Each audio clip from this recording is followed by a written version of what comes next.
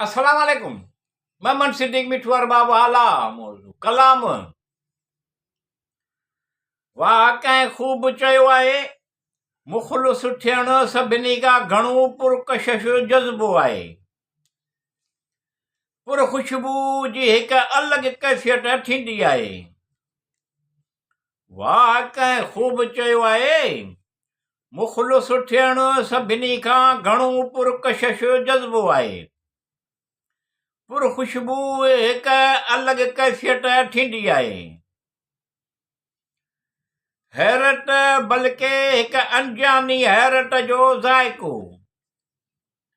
हैरत बल्कि हिकु अनजानी हैरत जो ज़ाइक़ो ही कहिड़ी कशिश जो पंहिंजे तरफ़ छिके रही आहे। वाह कंहिं ख़ूब चयो आहे, मुख़लिस थियणु सभिनी खां घणो पुरकशिश जज़्बो आहे। पुरख़ुशबू जी हिकु अलॻि कैफ़ियत थींदी आहे।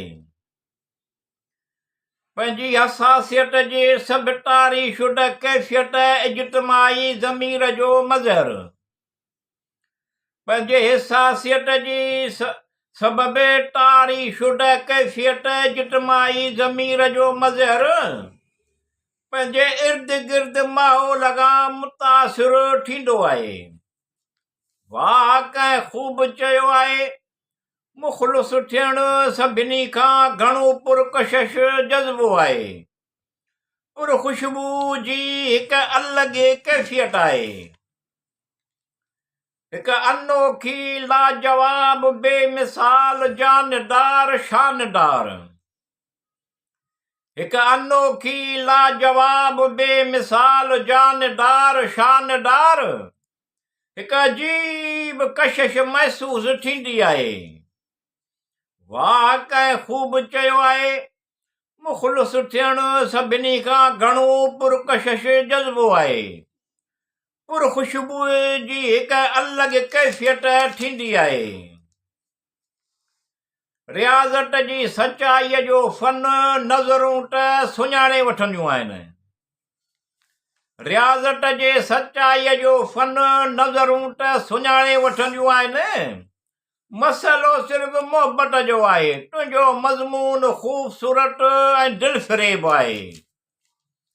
वाह कंहिं ख़ूब चयो आहे, मुख़लिस थियणु सभिनी खां घणो पुरकशिश जज़्बो आहे।